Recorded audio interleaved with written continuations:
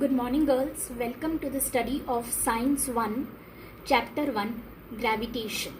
Today we will understand uniform circular motion and centripetal force. To understand uniform circular motion and centripetal force, first let us revise some things that you have already studied in class 9th.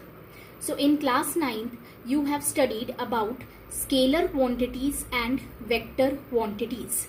So let us quickly see what are scalars and vectors, scalar quantities and vector quantities.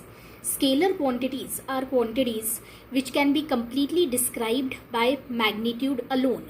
For example, distance, speed, work, etc. Vector quantities are quantities that require magnitude as well as direction for their complete description. For example, displacement, velocity, acceleration, etc. Now, what is the meaning of this? What are scalars and what are vectors? To understand scalars and vectors, let us take the example of distance and displacement. Now, what is distance? Distance is the actual length of the path traversed by the particle from initial position to final position. So suppose here in this figure you can see a triangle. Suppose a person, a boy is first at point A and he started walking from point A. Let us consider a boy located at point A. From point A he started moving. From A he went to B, covered a distance AB of 3 meters. At B he took a turn towards the right or towards the east and moved towards point C. C is his final destination. He stopped at C. So in this example there is a boy walking along A to B and B to C. First he covered a length of 3 meters. In the upward direction he went and covered 3 meters. Then at B he took a turn towards right or towards the east direction and went to C. He stopped at C. So distance is the actual length. A से B और B से C. A उसकी initial position थी और C उसका final position है. A से वो मूव होना चालू किया और C तक पहुंचा. बट A से C डायरेक्टली नहीं पहुंचा. फर्स्ट ही went from A to B and then B to C.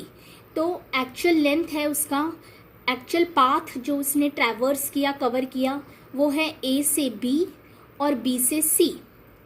So distance is the actual length. अब कितना डिस्टेंस कवर किया in going from initial position to final position. Initial position से final position तक आने के लिए उसने कितना डिस्टेंस कवर किया. सो डिस्टेंस में डायरेक्शन नहीं देखते. You just have to add all the lengths that the body has traversed in going from initial position to the final position. तो यहाँ ये बॉय ने इनिशियल पोजीशन से फाइनल पोजीशन तक आने के लिए 2 लेंथ कवर किया, 3 मीटर एंड 4 मीटर. तो total distance traversed by him, total distance covered by him will be 3 plus 4, that is 7 meter. So distance is a scalar quantity. Scalar quantities are quantities which can be described by magnitude alone. Magnitude यानी value. For example यहाँ उसने कितना distance cover किया, 7 meter. 7 is the value. 7 value है उसके distance की. Length है उसका total distance cover करने का in going from initial position to final position. तो 7 को मैग्नीट्यूड बोलते हैं. तो बस सिर्फ 7 बोलने से, 7 मीटर बोलने से उसका जो डिस्टेंस है पूरा डिस्क्राइब हो गया. यानी distance is a scalar quantity. हालांकि यहाँ उसका डायरेक्शन चेंज हुआ है, अलग अलग डायरेक्शन में वो गया है, बट डायरेक्शन नहीं देखते हैं to describe a scalar quantity. So distance is a scalar quantity. Distance में डायरेक्शन नहीं देखते, सिर्फ मैग्नीट्यूड देखते हैं. Magnitude means value. सो ये 3 जो है, 3 is magnitude, 4 is magnitude, 5 is magnitude. तो in this example in going from A to C, total distance covered by the boy is 7 metre. तो 7 इज मैग्नीट्यूड. तो डिस्टेंस में डायरेक्शन नहीं देखते. डिस्टेंस को डिस्क्राइब करने के लिए only magnitude is required. Hence distance is a scalar quantity. Now So distance is a scalar quantity. To describe distance, we require only magnitude. Now let us see what is a vector quantity. So displacement is a vector quantity. What is the definition of displacement? Displacement is the direct straight line joining the initial position and final position. Now what is the meaning of this? In this example, the boy went from A to B and B to C. ये actual path है जो उसने cover किया in going from initial position to final position. A उसकी initial position है और सी उसका final position है. तो ए टू सी वो डायरेक्ट नहीं आया, वो ए से बी गया और बी से सी आया. तो टोटल डिस्टेंस 7 मीटर. डिस्टेंस में डायरेक्शन नहीं देखते, चाहे बॉडी कोई भी डायरेक्शन में जाए, कैसा भी टर्न लेके जाए, सिर्फ टोटल जो लेंथ कवर किया है इनिशियल से फाइनल आने तक, वो टोटल सब ऐड करने से डिस्टेंस मिल जाएगा. तो distance is a scalar quantity. We don't have to see direction for describing distance.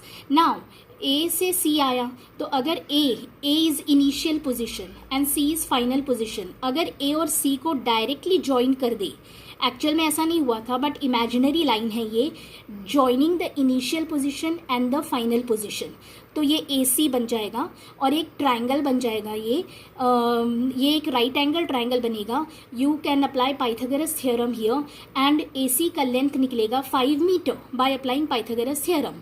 तो ए सी जो 5 मीटर निकला वो डिस्प्लेसमेंट है, यानी बॉडी का displacement from A to C, from initial position to final position is 5 meter, whereas distance is 7 meter.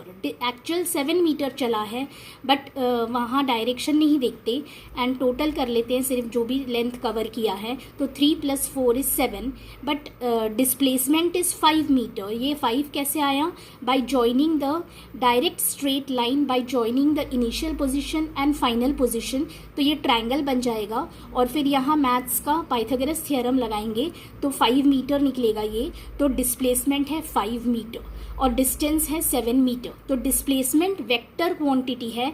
Vector quantity is a quantity that require magnitude as well as direction for their complete description. ये जो 5 metre है, इसमें जो 5 है, 5 metre, ये magnitude है. Magnitude value बताता है लंबाई कितनी है ए सी की या ए बी की या बी सी की, तो वो है मैग्नीट्यूड. या मास कितना है, सपोज कोई बॉडी का 5 kg, तो 5 इज मैग्नीट्यूड. वेट कितना है, से 90 न्यूटन, तो 90 इज मैग्नीट्यूड. तो मैग्नीट्यूड यानी वैल्यू, मैग्नीट्यूड वैल्यू को बोलते हैं. तो ये जो वैल्यूज़ है 3, 4, 5, उनको मैग्नीट्यूड बोलते हैं. तो मैग्नीट्यूड ए सी का मैग्नीट्यूड है 5 मीटर प्लस ए सी में डायरेक्शन भी रहेगा from the initial to final. इस डायरेक्शन, ये जो एरो दिख रहा है, ये एरो क्या शो कर रहा है कि इनिशियल से वो फाइनल की तरफ गया था. वो ए से कहाँ गया था, सी. ये इनिशियल पोजीशन है और ये फाइनल पोजीशन है. तो एरो डाला जाएगा. एरो उस क्वांटिटी का डायरेक्शन बताएगा. तो डायरेक्शन और वैल्यू मैग्नीट्यूड दोनों लगता है डिस्प्लेसमेंट के लिए. तो इसलिए displacement is a vector quantity and distance is a scalar quantity. So I hope you have understood scalars and vectors. Scalars को सिर्फ मैग्नीट्यूड लगता है डिस्क्रिप्शन के लिए, वेक्टर्स को magnitude as well as direction लगता है for their complete description. Now in this example, ये जो राइट एंगल ट्रायंगल बना है, इस एग्जाम्पल में डिस्टेंस बॉडी का जो डिस्टेंस बॉडी ने कवर किया from A to C is 7 metre and displacement is 5 metre. तो डिस्टेंस अलग निकला और डिस्प्लेसमेंट अलग निकला. But in this example, see this example, A to B is a segment that you can see, straight segment. Suppose ये initial position है और ये फाइनल पोजीशन है. बॉडी गया ए से बी, तो ए से बी सपोज उसने 4 मीटर कवर किया, तो डिस्टेंस रहेगा 4 मीटर एंड डिस्प्लेसमेंट भी यहाँ पे रहेगा 4 मीटर, क्योंकि यहाँ डिस्प्लेसमेंट क्या है, direct straight line joining the initial and the final. तो इनिशियल और फाइनल को डायरेक्ट जॉइन करने वाला वो जो पाथ है वही है कोई दूसरा हमको इमेजिनरी अलग से बनाने की ज़रूरत नहीं है। तो ये वाले एग्जाम्पल में डिस्टेंस और डिस्प्लेसमेंट सेम रहेगा, ये वाले एग्जाम्पल में, क्योंकि ये स्ट्रेट लाइन दिख रहा है तुमको, बस ए से गया और बी पर पहुंच गया। यहाँ ए से सी पर पहुंचा था, ए से चालू हुआ और सी पर पहुंचा था, बट अलग अलग डायरेक्शंस में जाकर सी पर पहुंचा था। But here there is only one path. So A से चालू हुआ और बी पर पहुंचा, तो डिस्टेंस है ए बी और डिस्प्लेसमेंट भी है ए बी। तो इसमें ये वाले एग्जाम्पल में डिस्टेंस और डिस्प्लेसमेंट सेम है, पर इससे पता चलता है कि डिस्टेंस एंड डिस्प्लेसमेंट सेम नहीं होते हैं, they are two different quantities. And distance में डायरेक्शन नहीं देखते हैं, वो चाहे कैसे भी कोई भी डायरेक्शन में, ए से बी जाए या बी से ए आए, ये लेंथ है जो उसने कवर किया। बट डायरेक्ट डिस्प्लेसमेंट में डायरेक्शन देखते हैं, ए से बी गया या बी से ए आया, डायरेक्शन देखते हैं। तो डिस्प्लेसमेंट वेक्टर क्वांटिटी है और डिस्टेंस स्केलर क्वांटिटी है। दिस ए टू बी इसके ऊपर एरो है, इसका मतलब वो ए से बी जा रहा है। बी ए इसके ऊपर एरो है, इसका मतलब वो बी से ए आ रहा है। तो ये है, ये जो एरोज दिखा रहे हैं, जब डायरेक्शन देखते हैं तो वो डिस्प्लेसमेंट बन जाता है। तो इसमें डिस्टेंस और डिस्प्लेसमेंट की मैग्नीट्यूड तो सेम आ रही है, पर ये वाले में डिस्टेंस अलग आ रहा है। डिस्टेंस का मैग्नीट्यूड 7 है और डिस्प्लेसमेंट का मैग्नीट्यूड 5 है। और I think you have understood that distance and displacement are two separate quantities. Distance is a scalar and displacement is a vector quantity.